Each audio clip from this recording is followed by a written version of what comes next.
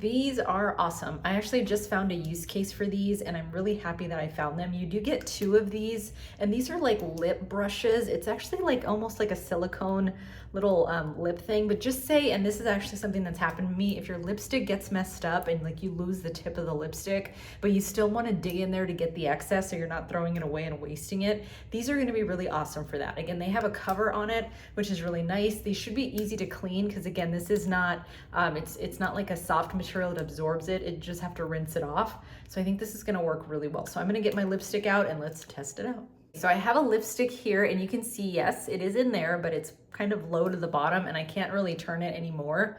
So what I would do is take my little brush, grab some of the lipstick on this, and then just apply it that way. And again, this is really soft, so it is nice and comfortable on the lips, but that way you don't have to go digging your finger in there and getting all the bacteria into your lipstick, right? You can just use this and then you can wash it as needed and reapply as needed.